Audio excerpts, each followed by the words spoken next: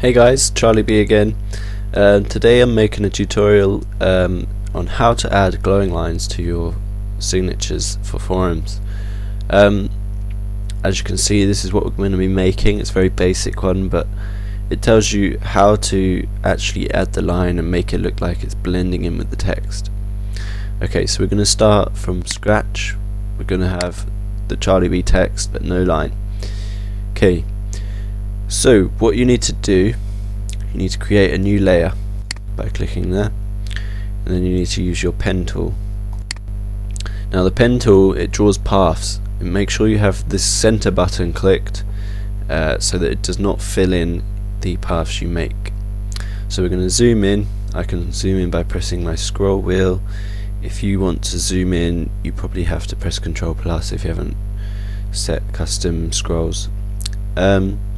Right, so we're going to draw the line that you want your line to follow. So you start by pointing a line, and then you can draw and drag, so you kind of make the shape of the line before you actually paint it.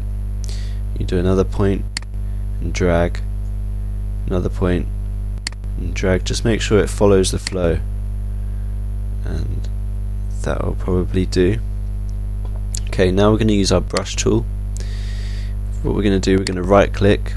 For this size I'm going to use the 5 preset. It should do fine, and then enter.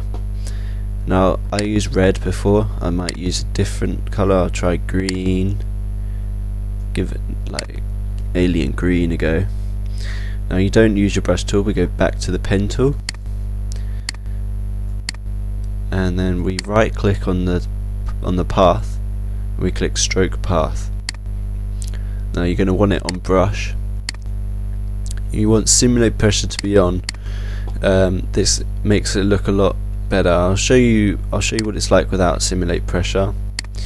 It doesn't smoothen it out. It doesn't look great. It's not the one you want. So I'm going to undo. Control Alt and Z can undo, and you can do that multiple times as opposed to Control Z, which only allows you to undo once.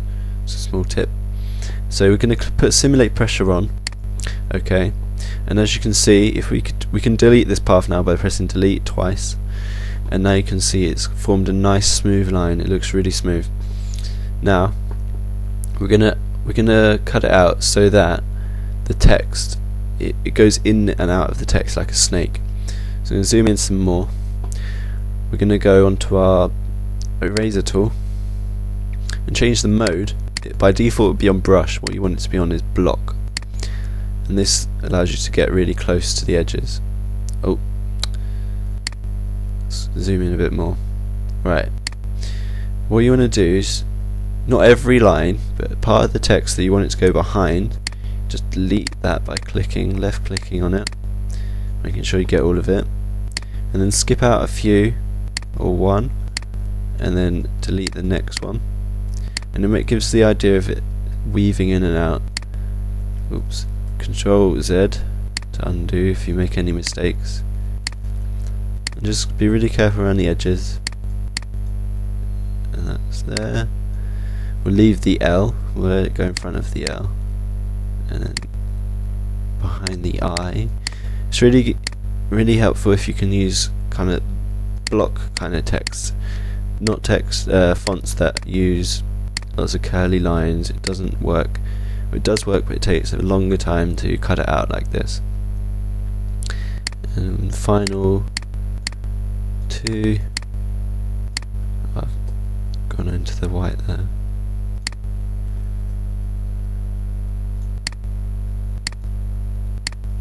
There we go.